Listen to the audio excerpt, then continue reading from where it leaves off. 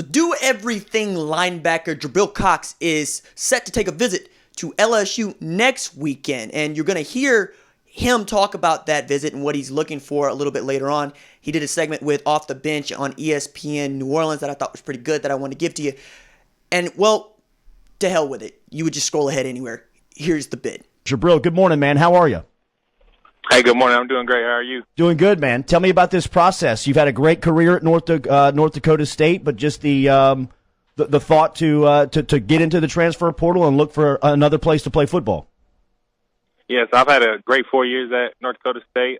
We've won 3 national titles, and I wouldn't change it for the world. But I think it's time for a new journey, and to enter the transfer portal was a great decision for me to help elevate my game and compete at the highest level.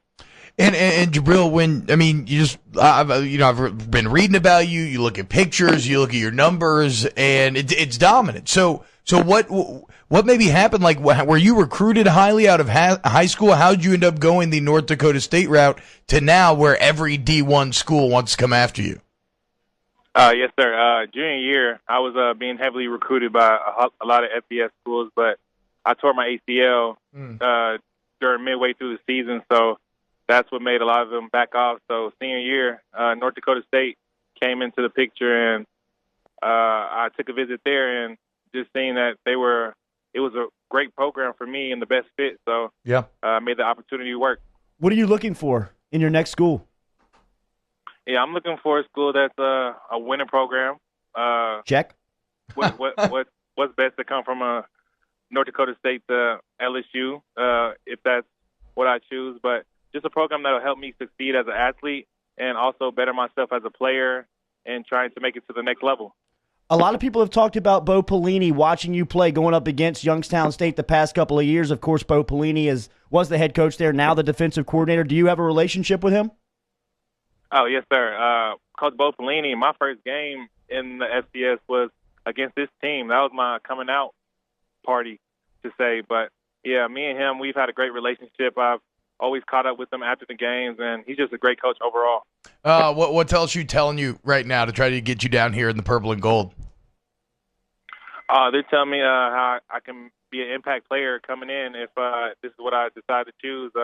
I'll be coming on a visit next week and nice. Checking out the program and seeing if it's what I like. Who's leading your recruiting for LSU? Yeah, Coach D. He's been mostly talking to me and answering the questions that I need for the most part of it. Jabril Cox, he's on Twitter @_Brillo, a transfer linebacker in the transfer portal. 3-time All-American at North Dakota State. It's pretty good. Was a 4-sport star coming out.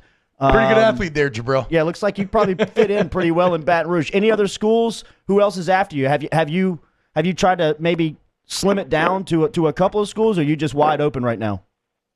Yeah, I'm just wide open right now. Yeah, it's been a whole lot of schools in contact with me.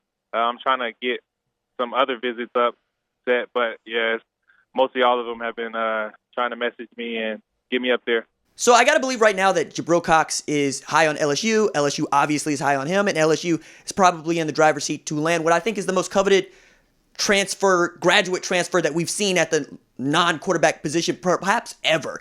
And there's good reason for that. As you know, North Dakota State was really, really good. 45-1 while he was there with 3 national championships, him being a 2-time All-American, had his coming out party against Bo Pelini, as he said. Bo Pelini had said when he was at Youngstown State, that guy's an NFL guy. I don't always know exactly what the NFL is looking for. But when you look at him, he makes plays in space. He's a great tackler in the open field. He's 6'3", 233, so he can play Will, Mike, safety, corner, whatever. Matter of fact, in high school at Raytown South, his head coach, Nick Atkins, said he was quarterback with 3,000 all-purpose yards, 31 touchdowns, but he also played receiver, cornerback, safety. He was also the biggest guy on the field out there in KC Mo. And there's reason as to why we're talking about him, and I'm going to give you those reasons. There's been 45 FBS programs. Like, I'm going to read these so that we're all on the same page here, okay? So that Oklahoma fans, listen. These are the programs that have reached out to Jabril Cox so far. Illinois, SMU, Utah, North Carolina, South Carolina, Cal, and the entire Baylor coaching staff, all right? Now, Texas, Mississippi State, Florida State, Liberty, ECU, that'd be East Carolina, Texas Tech, Nebraska, Kent State, Georgia Tech, got no shot, Washington State, all right, Colorado, Eastern Michigan, what? LSU, of course, Toledo, Michigan, Florida Atlantic, Alabama, Ball State, Ole Miss, Virginia, Northwestern, Syracuse, Iowa State, Washington, Tennessee, Minnesota, Notre Dame, Florida, Kansas, La Tech, Akron. What are you doing, Akron? Shoot your shot. Shoot your shot, all right? Zips, shoot your shot. Miami, Vanderbilt, Missouri, Texas Christian, Rutgers, Oklahoma State, Temple, Boston College, and Arizona. You know who I didn't say in there? Oklahoma. Now, that's the reason why I'm not talking about Oklahoma Jabril Cox. Because as much as I think it's news and it was worth pointing out, they didn't follow like I thought they would follow this time last week, all right? It seems they feel really good about what they have at linebacker. Deshaun White, Caleb Kelly, Brendan Walker, Shane Witter, Brian Asamoah, and I guess Brian Mead, among others, going in there. But I can't wait to see where Jabril Cox ends up because I've never seen this kind of an athlete in the portal. You don't see national champions go into the portal. You don't see All-Americans go into the portal. Not at linebacker. They usually finish or they go straight to the NFL. And I think that's what Jabril Cox would have done had he not played at North Dakota State. He had an ACL injury heading into his senior year, and that really backed off a lot of, I think, quality programs that would have come and get him because I think Missouri would have been helped by him. Of course, Nebraska, Kansas, my goodness, Kansas State before Chris Kleiman. Maybe they still got the inside track there, but you know what LSU is, and you know what Kansas State is. And you've been coached by Chris Kleiman before, and Clanderman for that matter. You might want to go check out what Bo Pelini is trying to build, and maybe he wants to build around you because you were beating up on him all of last year. Okay? That's big. Ed Orgeron also is really great at closing on the kids that he absolutely wants to get.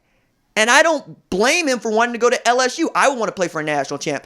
I thought it was interesting that Shea Dixon over at Go247 pointed out they have basically 4 spots that they're still really interested in at 2021, and Cox would occupy one of those.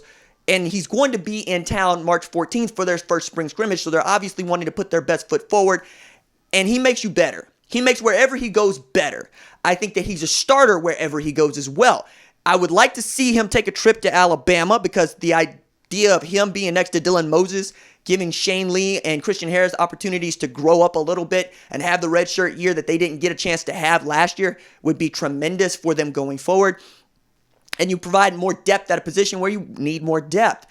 I don't know that Texas is really a draw because Texas can't beat Oklahoma in a Big 12 championship game and they can't make a college football playoff. And if he wants to not only raise his draft stock, Texas ain't the place to go. Texas, like Oklahoma, has had a really difficult time putting defenders into the NFL draft in the first 3 rounds. Any player of his caliber that chose to go to a Big 12 program at this point, I think is doing it out of his good graces because even for Baylor, I can't make an argument because Matt Rule is not there anymore. And we'll see what happens with James Lynch and Graylin Arnold, and James Lockhart. But right now, nobody in this league is going to go in the first round outside of Kenneth Murray Jr. and Neville Gallimore, and that's a shoot your shot type of situation when we're talking about defensive players. I don't think Ross Blacklock even figures into this as well. 16 players from LSU went to the scouting combine. Patrick Queen, linebacker, scouting combine. Caleb Chasen, scouting combine. We know what kind of players they have. We know what kind of a player guys like Jacob Phillips were. We know that they have mostly their staff still intact. All right, you lose Dave Aranda, but you're bringing in Bo Pelini, who was great the last time he was at LSU. Knows from defense. I think he got a bum rap at Nebraska because all he did was really win there. I mean, he just didn't win at the highest level, and it takes time. All of these things truly matter. Right now, I would crystal ball Jabril Cox to LSU because, well, that's where he's taking a visit. 1, 2, they're the defending national champs. 3, they put defenders into the NFL. And 4, he wants to get to the NFL. And if he thought he would get drafted straight out of North Dakota State this year, guess what he would have done? He would have entered into the NFL draft. So right now, you're talking about SEC teams, for the most part, that you are really considering if you're Cox. You would consider Alabama, LSU, Auburn, Ole Miss, perhaps. But even Florida to a degree if they wanted you. But right now, there's been crickets on that front, with the exception of what I've been reading over here. they're in, but I mean, so is Notre Dame, and I don't think Notre Dame is going to win him. Going to be really interesting because we're talking about Jabril Cox being the caliber of player that Roquan Smith was. The kind of guy that you can really hang your defense on, that can come downhill and make tackles, that can shoot the gap, that can flare outside and be a star defender on a championship football team. That is tremendous. Isaiah Simmons, a star defender on a championship football team. Grant Delpit, a star defender on a championship football team. Dylan Moses can be a star defender on a championship football team. That's what Jabril Cox is. We've never seen that in the portal. And that's one of the reasons I'm so excited about the portal, because it does give guys coming from the FCS who could absolutely play ball that just didn't have luck break their way because they had like an ACL injury like him, get an opportunity to go show what they can do at the highest level of college football and perhaps vault into the first round of the NFL draft. That's what the portal is about.